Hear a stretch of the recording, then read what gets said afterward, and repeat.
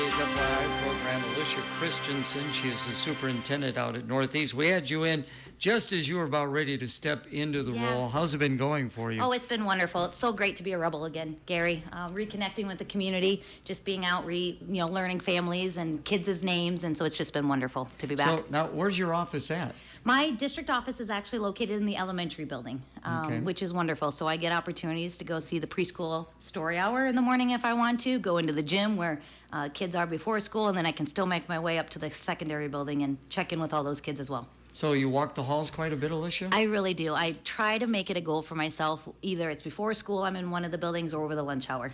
There's just a lot of opportunity to connect with kids, which is my number one goal, but also connect with staff. See how they're doing, just be out and about. So yeah, I try to do that on a daily basis. How are things going out at Northeast? Great, we're off to a great start. It's kind of weird to be sitting here thinking we're almost into November.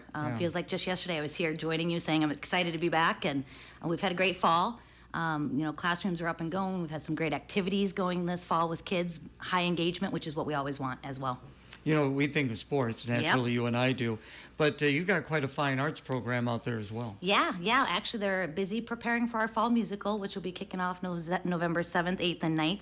Hadestown is what they're presenting, so I know they're excited to showcase their talents. We invite people to join us. So yeah, not only, like you said, the athletic side, the fine art side, we have high engagement as well. I know your instructor for that generally gets in touch with us to have him come on, so have him get in touch with us. I absolutely will. Yeah, Christos, yes. Yes, Chris, yes, have him come on in.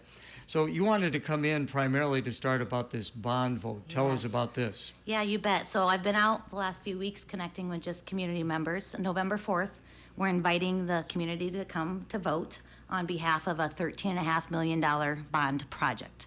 That project would allow us to do some really needed systems upgrades in our original middle school, high school building. So that 1960s building. We want to redo the HVAC, the electrical, and the fire systems.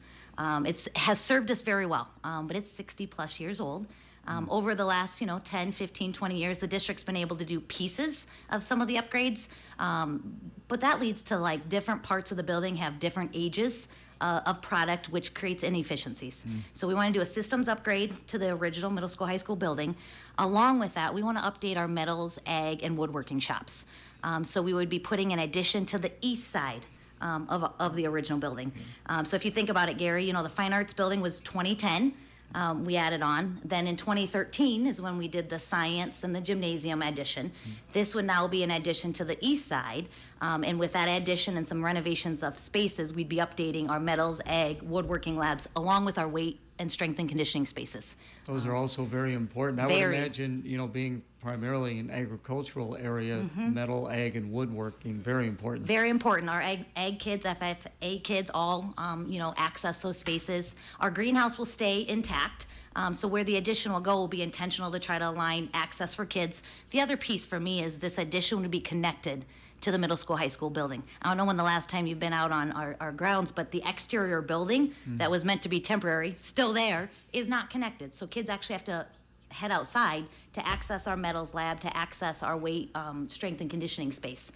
So safety-wise, it would be really great to get that all connected to the main building. Of course, it used to be Elvira, Charlotte, and then Goose Lake. What's it like to have everything now in one area? Oh, it's nice to be one campus. I think about the fact that we have, kids at the elementary who can head up when we have baby chicks being raised by our FFA kids. Our kindergarten students can go up and enjoy that, learn about that. Just a lot of opportunity to do cross-mentoring for kids as well. So being one campus is really convenient. So let's talk about getting these people out to vote. I know Clinton has had some great success with bond referendums, and so obviously I would imagine you got a committee working hard to get the people out to vote. And honestly, we didn't reach this point overnight. There's been a facilities committee in place for over a year. That facilities committee met ongoing starting last October and really engaged in some conversation about needs, wants, and desires. We had OPN, our architect firm, as well as Estes Construction do some assessments of our systems. That facilities committee had an opportunity to see the outcomes for both buildings. And from there, that committee worked through a master planning process where they prioritized phases of attack for the facilities needs. This is the outcome of their work. the conversation quickly shifted to the needs in that original building and prioritizing them first. And then moving to, okay, at some point we need to move to another phase, thinking about our elementary needs, thinking about space and updates down there. So I think that committee had over 50 different community and staff members invited to the table to be a part of the conversation. So to get to this point, it's been a 1.5-year journey. The board's been leading in actively, just really supporting the conversation. We currently have a Vote Yes group also out there just advocating, but also making people aware. I think my main goal for everyone is I just want taxpayers to feel confident when they go to vote that they have the knowledge they need to make an informed decision. So indeed, cost and the impact, what's Yeah. it going to be to them? Yep, so as I said earlier, $13.5 million bond project. So how does that impact each taxpayer? If I have a home that has an assessed value of $100,000, I can anticipate that dollar tax increase overall is going to be about $9.50 a month increase in my bill. So for the year, about $113, or I apologize, $43 for the year. So it's important to me that taxpayers understand that dollar overall tax rate, what it means to them as an individual homeowner in the school system. If I'm an agricultural, if I own some acres of land, if I have 40 acres of land, I can anticipate about $45 annually in a tax increase around that. So again, I just want people aware of the impacts. I think sometimes when we talk about tax impacts, it can be confusing. We deal with a lot of different rollbacks, whether it's agricultural land, residential land, commercial land. And so I urge people to jump on our website. All of the documents from our bond experts are there. They can see it for themselves or reach out to me. I'm happy to visit with people, walk them through what we're trying to do. I also invite people to join us for tours. As we take people into the spaces to see what the project will do for our environment, for our kids, it's really impactful. And sometimes, community members haven't had the privilege of being on site for several years. So we have some tours going this evening as we have conferences going on. Okay. But we're always more than willing, between Principal Hewling up there at the secondary building or myself, we're always willing to accommodate to take people through to actually see the spaces that would be impacted by this bond vote. You seem very passionate about this, Alicia. Very much so. I will just say, Gary, I care deeply about our kids having access. And what I know about the Northeast communities, they always show up. They showed up when we talked about the fine arts. They showed up when we talked about the science in the gym. I just want them to show up again and know what our kids are going to gain from these renovations and these additions. And I think Northeast has always just been rooted in the school. And we care deeply about all kids have accessing to a great environment and great educational programming. Are you getting any kind of pushback at all from anybody in the area? I wouldn't say pushback. I would say great questions. Okay. I've been really intentional to try to get out to community events. I've hit local fire department meetings. Going to hit another one next week. I'm going to try to do a coffee event next week. I went to a Goose Lake Lions Club meeting. I have found, first off, it's a great opportunity for me to reconnect with people being new or being back into this seat, but just to sit and have conversations. So not pushback, but just wonderful questions.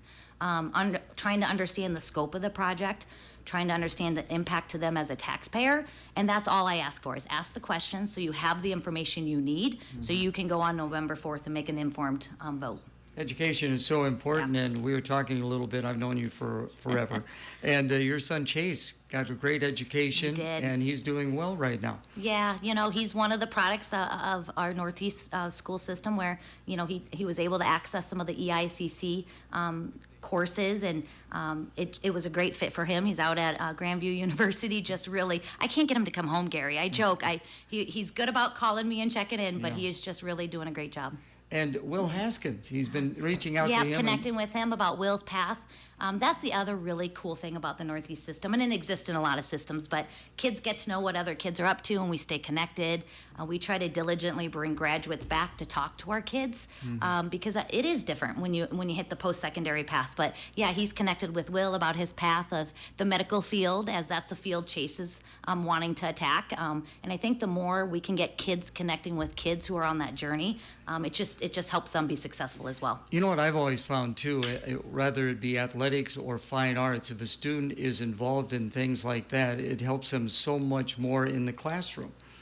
Because, they have to dedicate their time to different aspects. Absolutely. You know, we really want our kids to be able to engage in as many things as they want. If they want to be involved in athletics, we're going to promote that. If they want to also do the fine arts, we figure out how to make that work.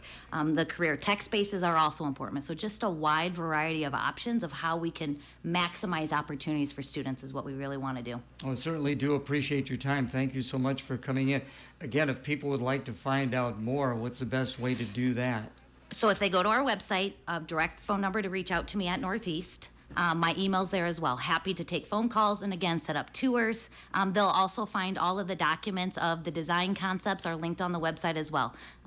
Everything's there. I just ask, take a minute and look and reach out if they have any questions. Sounds like you're going to be busy till November 4th. Absolutely. That's a good thing. Alicia, thank you. Great to see you. Thank you, Gary. I appreciate it. Check of the weather now brought to you by Morrison Community Hospital. Grab those heavier jackets. You'll need them this morning as temperatures are in the chilly 30s, and we'll get even colder tonight. But first, for the daylight hours anyway, mostly sunny skies, lighter winds will be in the mid-50s. Tonight, a freeze warning in place along with a weather impact alert.